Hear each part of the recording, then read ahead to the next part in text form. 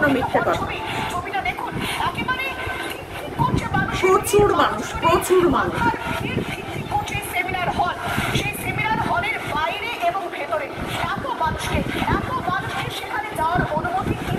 কিভাবে এখানটায় বলা হয়েছিল যে দেহটার চারপাশ সাদা কাপড় দিয়ে ঘিরে দেওয়া হয়েছিল। তারপরে বলা হয়েছিল এই যে পুলিশের ডিজি না কি উনি জানি না কোন পদে আছেন, মানে আমার একটা মহিলা হয়ে একটা মহিলা বসে বসে এইরকম মিথ্যে কথা বলছে, আমার শুধু সেটাই অবাক লাগছে। কোথায় তুমি ঝাঁপিয়ে পড়বে, তুমি একটা দেশের প্রতিরোধ, মানে তুমি একটা মানে কি বলবো, তুমি যে পদে রয়েছো সেই পদটাই হচ্ছে মানুষকে সুরক্ষা দেওয়ার জন্য। সেই সুরক্ষা দেওয়ার বদলে যারা নোংরা কাজ করেছে, যারা অপরাধী, তাদেরকে লুকিয়ে রাখার জন্য বসে বসে ওই পদে বসে বসে মিথ্যে কথা বলে যাচ্ছে। যেখানে অভয়ার বাবা মা নিজে স্বয়ং দাঁড়িয়ে দাঁড়িয়ে বলছে যে ওইখানে কোনো রকম কোনো আড়াল ছিল না, আমার মেয়ে ওরকম মেঝেতে পড়েছিল, তার গায়ের ওপর একটা সবুজ রঙের চাদর দেওয়া ছিল, পা দুটো দুধারে ছড়ানো ছিল, আর যেরকম বডিটা যেরকম ছিল তার সেটার গায়ের উপর দিয়ে একটা সবুজ চাদর। কিন্তু তার আগে আমরা দেখে এলাম এতদিন ধরে নীল রঙের একটা কাপড়। তাহলে বুঝতে পারছো তো ভিতরে কত রকম গর্বিত। অভয়া কি সত্যিই মারা গেছিল ওই রুমটায় নাকি অন্য কোনোখানে? কিছুক্ষণ আগে আমি একটা ভিডিও দেখছিলাম, সেখানে বলা হচ্ছিল যে যেখানে বলা হয়েছিল, প্রথমে যখন বলা হয়েছিল ওর বাবা মাকে ফোন করা হয়েছিল, তখন বলা হয়েছিল আপনার মেয়ে অসুস্থ হয়ে পড়েছে, আপনারা তাড়াতাড়ি আসুন। তারপর বলা হলো আপনার মেয়েকে আমরা এমার্জেন্সিতে নিয়ে এসেছি, আপনারা যত তাড়াতাড়ি পারেন আসুন, উনি খুব অসুস্থ হয়ে পড়েছে। তাহলে কি ওকে এমার্জেন্সি রুমে আনা হয়েছিল? তাহলে কি সে সত্যি করে অসুস্থ হয়ে পড়েছিল? আগে কি তাকে খাবারের সঙ্গে কোনো কিছু মিশিয়ে দেওয়ার ফলে সে অসুস্থ হয়ে যায়? তখন কি তার ওই বন্ধুরা তাকে এমার্জেন্সিতে নিয়ে এসেছিল? এবং এমার্জেন্সিতে আসার পরেই তার সাথে এরকম নারকীয় ঘটনা ঘটানো হয় এবং তারপর তার বডি ওপরে রেখে আসা হয় ওই সেমিনার রুমে। কিন্তু আমরা এতদিন শুনে এসেছি সেমিনার রুমে সে শুতে গিয়েছিল, তার গায়ে একটা লাল রঙের কম্বল বা চাদর ছিল। তাহলে সেমিনার রুমে সেই সময় কি হয়েছিল?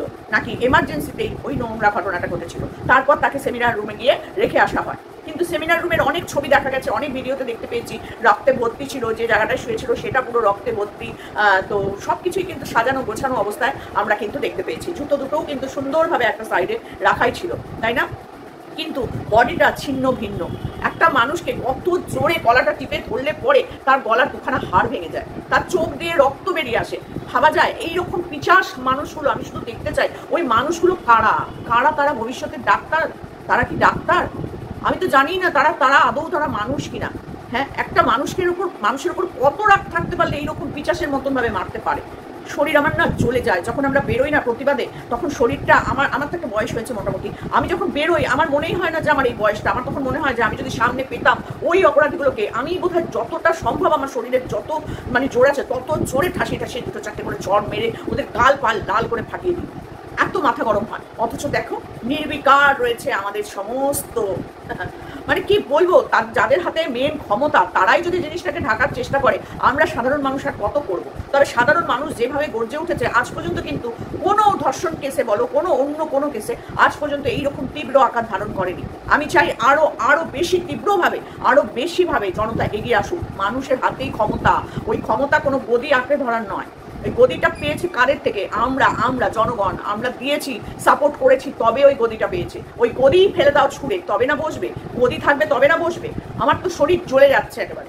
তারপর ওই পুলিশ দিদির কথা শুনে তো আরো, তিনি বলছেন যে ফেরাটোপের মধ্যে ছিল, 40 ফিট দূরে বই ছিল, ওখানে কোনো মানুষজন ছিল না, শুধু পুলিশ ছিল, ফিঙ্গারপ্রিন্ট এক্সপার্ট ছিল, ওই ছিল সেই ছিল। কি মিথ্যে কথা ওখানে বলতে বসেছে। হ্যাঁ, যেখানে তার বাবা মা বলছে আমরা একজন লাল জামা পরা মানুষকে আমাদের একটু সন্দেহ হয়েছে, কে ছিল সেই লাল জামা পরা মানুষ এখনো পর্যন্ত কিন্তু বেরোয়নি। কিন্তু পুলিশ থেকে বলছে উনি ফিঙ্গারপ্রিন্ট এক্সপার্ট ছিলেন। জানি না এখনো পর্যন্ত সঠিক আমরা, তা আমরা কি আদৌ বিচার পাবো? আদৌ কি বিচার পাবে মেয়েটা? বাবা মাকে পাবে? এই যে অপরাধ, এত বড় অপরাধ করেছে তাদের মেয়ের সাথে, তার সেই ভয়ঙ্কর শাস্তি হোক, এত মানুষ চাইছে। বাবা মা সেই আশায় বুক বেঁধে বসে আছে, হয়তো পাবো, হয়তো খুনিরা সত্যিকারের সাজা পাবে। জানি না, আজ পর্যন্ত কোনোভাবে দেখিনি যে এইভাবে কোনো কেউ প্রতিবাদ করছে। এত মানুষ রাস্তায় বেরিয়েছে, কিন্তু আজকে এত দিন হয়ে গেল, প্রমাণ লোপাটের পর লোপাট হয়েই চলেছে। এমন আমার তো এখন মনে হচ্ছে যে এমার্জেন্সিতে কথাটা যখন বলা হয়েছে, তাহলে কি এমার্জেন্সিতেই কোনো কিছু হয়েছে? তাই জন্য এমার্জেন্সি রাতারাতি ভেঙে ভুঙে গুড়িয়ে দেওয়া হলো। এতদিন ভাবা হচ্ছিল যে এমার্জেন্সিতে হয়তো রাগের চোটে ভেঙে ভুঙে দিয়েছে মানুষজন, কিন্তু না, ভেতরে তারাই ভেঙে চড়ে দিয়েছে প্রমাণ লোপাটের জন্য, তাই না? যেখানে মার্ডার করার পর তারা হাত ধুয়েছে, রক্ত মুছেছে, সেইটাও ভেঙে ভুঙে পরিষ্কার করে দিয়েছে। কি হলো? একটা মায়ের কোল থেকে, একটা বাবা মার বুক থেকে সন্তানটাকে ছিনিয়ে নিয়ে গিয়ে কি হলো? কি লাভটা পেলো তারা? প্রথম থেকেই মেয়েটার ওপরে চলছিল অত্যাচার, 6টা মাস ধরে মেয়েটা অত্যাচার সহ্য করেছে। কেন সহ্য করেছে? না তার একটাই লক্ষ্য ছিল সে একটা বড় ডাক্তার হবে, সে মানুষের সেবা করবে। মেয়েটা পড়াশোনা ছাড়া কিচ্ছু জানতো না। হ্যাঁ, তার প্রেমিক ছিল, সে ভালোবাসতো মানুষজনের সাথে কথা বলতে, তার মায়ের হাতের রান্না খেতে, নিরামিষ রান্না খেতে, আর প্রতিটা মানুষের সাথে সুন্দর ব্যবহার করতে। তার মারা যাওয়ার পর তার দুধওয়ালারা বলেছে দুধওয়ালা কাকু বলে কেউ ডাকবে না, পেপারওয়ালা কাকু বলে কেউ ডাকবে না। কি মানে কষ্ট তারা পেয়েছে, কারণ মেয়েটা তাদের সাথে সেরকম ভাবেই মিশতো। আর সেই মেয়েটা কম কথাও বলতো। তার উপরে কিসের রাগ? হয়তো এমন কিছু তথ্য তার চোখের সামনে এসে গেছে যেটা সে মানতে নারাজ। তার জন্য তার উপর প্রতিদিন নানান রকম ভাবে অত্যাচার করা হয়েছে। 6টা মাস ধরে সে সহ্য করেছে। তারপর যখন সে প্রতিবাদ করেছে, সেই প্রতিবাদটা আর নিতে পারেনি এই নরপিশাচের দলগুলো, যার জন্য তারা এই অমানবিক অত্যাচারটা তার উপর করেছে। জানি না তার মৃত্যুর পর তাকে ধর্ষণ করা হয়েছিল না ধর্ষণের পর তাকে মানে মারা গেছে, আমরা এখনো পর্যন্ত কেউ ভালো করে ক্লিয়ার করতে পারলো না। কেন কেন পারছে না? প্রমাণের পর প্রমাণ, প্রমাণের পর প্রমাণ লোপাট হয়ে গেলে পরে সিবিআই কি করতে পারে? কিচ্ছু করতে পারে না। আর মাথারা যতদিন বসে থাকবে এখানে, ততদিন আমরা আর কিছু পাবো বলে আমার তো মনে হচ্ছে না। প্রতিদিন নতুন নতুন তথ্য আমাদের কাছে এসে হাজির হচ্ছে। প্রতিবাদ আরো বেড়ে যাওয়া উচিত, আমার মনে হয় আরো বেশিভাবে গর্জে ওঠা উচিত। বার করতেই হবে এই খুনি কারা তার গলাটা এইরকম ভাবে চিপে ধরে তার দুখানা হাড় ভেঙে দিয়েছে। কত জোরে চিপলে পরে গলার দুটো হাড় ভেঙে যায়। আর সেই মানুষটা কে? কার এত শরীরের ক্ষমতা যে অভয়ার দুটো হাড় ভেঙে দিয়ে, তার গলার শ্বাস নালী বন্ধ করে দিয়ে, তার চোখের মণি ফাটিয়ে মানে ভেতর থেকে তার রক্ত বার করে দিয়ে তাকে কষ্ট দিয়ে দিয়ে মেরেছে। তার সারা গায়ে কামড়ানোর দাগ, কতগুলো কামড়ানোর দাগ, কামড়েছে তাকে। হ্যাঁ, তার শরীরটার মধ্যে কামড়েছে। সে মানুষ? সে তো জন্তু, সে তো পশুরও অধম। তারা কাদের সন্তান? কোন বাবা মা এরকম সন্তানের জন্ম দিয়েছে? আমার শুধু সেই বাবা মাগুলোকে দেখার প্রচন্ড ইচ্ছা, যে আপনারা কোথা থেকে কি ফল পান করে এসেছিলেন যে আপনারা এইরকম রত্নগর্ভা হয়েছেন, এইরকম ফল আমাদের দিয়েছেন। যে একটা ডাক্তার, তারা ভাবুন তো, তারা যদি ডাক্তার হতো, মানুষকে ধরে ধরে মেরে ফেলতো, কারণ কিছুই তো জানে না, হয়তো পয়সা দিয়ে পাশ করা। এই তো শুনতে পাচ্ছি ভেতর থেকে পাশ করানোর জন্য এত টাকা দিতে হতো, তবেই না তারা পাশ করতে পারতো। কে তার থিসিস জমা দিতে পারতো না, কে তার ওই করতে পারতো না, কে যারা প্রতিবাদ করতো। 36 ঘন্টা ডিউটি, একটা মানুষ 36 ঘন্টা কাজ করতে পারে, তাকে করতে হতো। যারা শুনতো না তাদের ওপরেই এই অত্যাচারটা হতো। আর এই মেয়েটি হয়তো কিছু এমন জেনে ফেলেছিল বা এমন কিছু প্রতিবাদ করেছিল, প্রথমে তার নতুন গাড়িটা ভেঙে দেওয়া হয়। ভাবতে পারো কত বড় বদমাইশ হলে এই কাজগুলো করে। আর এই কাজগুলো ধরা পড়ছে না তার কারণ এইগুলোর সাথে অনেক ওপর লেভেল জড়িত। আর এই ওপর লেভেল যতদিন পর্যন্ত এদেরকে ছাওয়া দিয়ে রাখবে, ততদিন পর্যন্ত এই কটা ক্রিমিনালকে বার করা যাবে না। এই হচ্ছে মেন ব্যাপার। কিভাবে বলে যাচ্ছে, হ্যাঁ একজন ডিজি, একজন মহিলা, সে পুরুষ হলেও নয়, একটা কথা ছিল, সেও একটা মহিলা, বসে বসে কন্টিনিউ মিথ্যে কথা বলে যাচ্ছে। এতটা পর্যন্ত ঢাকা দেওয়া ছিল, এত দূর অব্দি পুলিশের গার্ড ছিল, এত দূর অব্দি কিছু মানুষজন ছিল, কোনো বহিরাগত ছিল না, কিচ্ছু ছিল না। বাবা মা যখন বাইরে দাঁড়িয়ে দাঁড়িয়ে দেখছে, তখন ওখানে ঠিক থেকে ভিড়, সমস্ত চ্যানেলে আমরা দেখতে পাচ্ছি ও ভেতরটায় সেমিনার রুমে ঠিক করছে মানুষজন। তারা কারা, কোথা থেকে এলো অত মানুষ? কেউ বলতে পারবে না কারা তারা। ওখানে দেখা যাচ্ছে একজন ফটোগ্রাফার, ওখানে দেখা যাচ্ছে একজন লাল ড্রেস পরা লোক, সন্দেহভাজন ব্যক্তি ওখানে প্রচুর, কোনো উকিলকে দেখা যাচ্ছে, কোনো বড় নেতাকে দেখা যাচ্ছে। তারা কেন ওইখানে?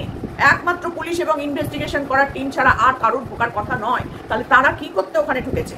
সমস্ত রহস্য ওইখানেই রয়েছে, সেমিনার রুম এবং তার সাথে সাথে হচ্ছে এমার্জেন্সি। আমার তো খুব সন্দেহ, এমার্জেন্সিতে যদি সত্যি করে তাকে নিয়ে আসা হয়, যখন তার সুপার যখন তার বাড়িতে ফোন করে, তার বাবা মা বারবার বলছে কি হয়েছে বলুন, সে কিন্তু কিচ্ছু বলেনি। দ্বিতীয় ফোনের সময় সে বলছে আপনার মেয়ে অসুস্থ হয়ে পড়েছে, তাকে আমরা এমার্জেন্সিতে নিয়ে এসেছি। তাহলে কি সত্যি করে সে অসুস্থ হয়েই এমার্জেন্সিতে এসেছিল? আর এমার্জেন্সিতেই ঘটেছে সেই নোংরা নরকীয় ঘটনাটা। তারপর যখন সে মারা যায়, তখন তাকে নিয়ে গিয়ে ওখানে ধর্ষণ করা হয়। এটাই হতে পারে আসল ঘটনা, কিন্তু আমরা এখনো পর্যন্ত কিছু জানি না। আজকে 20, 22 দিন, 21 দিন আমরা অন্ধকারে ঘুরে বেড়াচ্ছি। হোক প্রতিবাদ, আমরা জাস্টিস, মানে উই ওয়ান্ট জাস্টিস করে আমরা কাহিল হয়ে গেলাম, কিন্তু আসল রহস্য আর বেরোচ্ছে না। জানি না, ভগবানের কাছে মানে সব সময় হাত জোর করে প্রার্থনা করছি, খুনিদের শাস্তি চাই, আর এত নির্মম শাস্তি চাই যেটা দেখে পরবর্তী ধর্ষকেরা অন্তত ভয় পায় যে আমি আমার যন্ত্রপাতি নিয়ে ওইখানে যাবো তো, আমার যন্ত্রপাতিটা তারপর ঠিক থাকবে তো। আমার শুধু এইটাই ইচ্ছা, ঠাকুরের কাছে এটাই চাই যে ভগবান করে সেই ধর্ষকগুলো, সাথে সেই মেয়েটি যে তার হাত দুটো নাকি ধরে রেখেছিল এবং সে এই ঘটনাটার পুরোটার মধ্যে ছিল, তো সেই মেয়েটিকে এই রকম কষ্ট, নারকীয় কষ্ট দেওয়া হোক। তবে আমি দর্শন বলছি না, নারকীয় কষ্ট দেওয়া হোক, শাস্তি দেওয়া হোক, যাতে সে বুঝতে পারে যে সেও একটা মেয়ে আর আমি একটা মেয়ে হয়ে আরেকটা মেয়ের মৃত্যুর এইরকম নোংরা কাজে আমি সামিল ছিলাম। তারা আবার নাকি ডাক্তার হবে। ছি। ডাক্তার, তোমরা ডাক্তার জীবনে কোনোদিন হতে পারবে না। মা বাবার মুখে নিজেরা বসে নিজেরা কালি মেখে দিয়েছো। অবশ্য তোমাদের বাবা মার জানি না কি প্রতিক্রিয়া হচ্ছে, তারা কোথায় পালিয়ে গেল, তারা কোথায়, আজ পর্যন্ত কিছু খুঁজেই পাওয়া যাচ্ছে না। অদ্ভুত না ব্যাপারটা? অদ্ভুত না? প্রচন্ড। দেহ পুড়িয়ে দেওয়ার জন্য বাবা মা থেকে গেল এক জায়গায়, দেহ চলে গেল আরেক জায়গায়, দেহতে আর বডি পোস্টমর্টম রিপোর্টে এক টাইম, মৃত্যুর টাইম নিয়ে পর্যন্ত কোনো ঠিক ঠিকানা নাই। এই টাইমে মৃত্যু, ওই টাইমে মৃত্যু, থানায় একরকম মৃত্যু, পোস্টমর্টমে একরকম মৃত্যু, টাইম। আর আবার যেখানে পোড়ানো হয়েছে সেখানে 12টা 54 না 12টা 55। তাহলে বলো কোন সময় তার মৃত্যু হয়েছে, টাইমটাই কেউ জানে না। ভাবা যায়? ভাবা যায়? বাবা মা থাকতে না থাকতে বা বডি বেরিয়ে চলে গেল, কেন বডির সাথে বাবা মাকে নিয়ে যাওয়া যেত না? না, মানে এত তৎপর হয়ে গেছিল তার বডিটা পুড়িয়ে দেওয়ার জন্য। বডির মধ্যেই তো সমস্ত কিছু ছিল। আর ওই সেমিনার রুমে অত লোক ঢোকানোর পেছনে তার কারণ হচ্ছে পায়ের ছাপ। পায়ের ছাপটা তো অনেক মানুষের পায়ের ছাপে, খুনিদের পায়ের ছাপগুলো খুঁজে পাওয়া খুব অনেক ভয়ঙ্কর একটা ব্যাপার হবে, খুঁজে পাওয়া খুব টাফ। সেই সময়টা উচিত ছিল পুরোটা ঘিরে দেওয়া, বন্ধ করে দেওয়া, কোনো লোক ঢুকতে পারবে না। একমাত্র ইনভেস্টিগেশন টিম ছাড়া, ফিঙ্গারপ্রিন্ট এক্সপার্ট ছাড়া আর কোনো লোক ঢুকতে পারবে না। তাহলে হতো সঠিক ইনভেস্টিগেশন। কিচ্ছু হয়নি, সেখানে লোক ঢুকিয়ে দিয়ে সেই পায়ের ছাপগুলোকে সব মিশিয়ে মিলিয়ে একাকার করে দেওয়া হয়েছে। সবাইকে আমরা বোকা, সবাইকে আমরা ঘাস খাই, সবাই সব বুঝছে, কিন্তু কিচ্ছু করতে পারছি না। এমন কিছু করা উচিত, এমনভাবে প্রতিটা মানুষের ঝাঁপিয়ে পড়া উচিত না যাতে গদিগুলো সব টলে যায়। এটাই হচ্ছে মেইন ব্যাপার। ওখানেই লুকিয়ে আছে আসল মাথা, যার জন্য আসল খুনি বের করা এখনো পর্যন্ত সম্ভব হচ্ছে না।